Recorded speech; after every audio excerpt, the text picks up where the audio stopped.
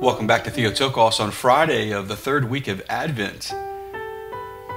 Obedient to God's command, Joseph reached out to Mary, and we see in Matthew 1:24 that he took his wife into his home.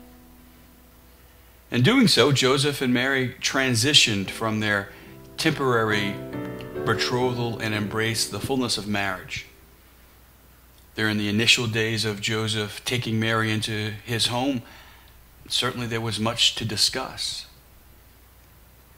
Mary was certainly interested in how Joseph grew from wanting to divorce her quietly to wanting to take her into his home.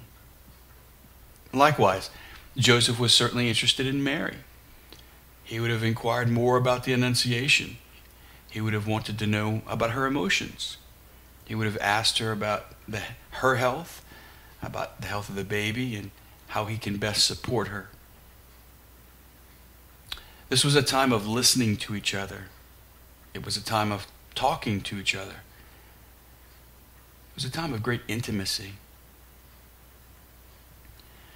Unfortunately, our culture equates sex with intimacy and considers them one and the same.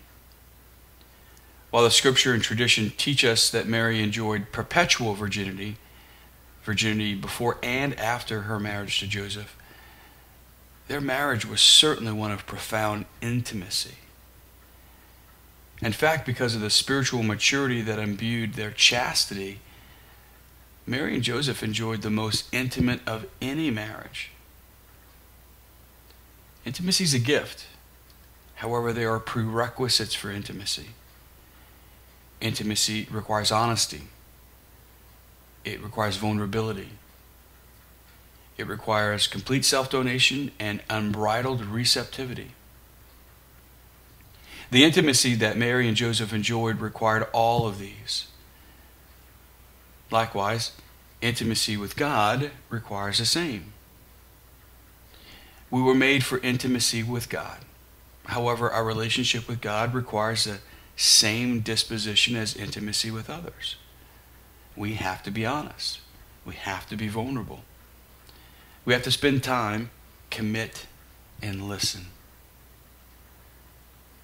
God desires an intimate relationship with you.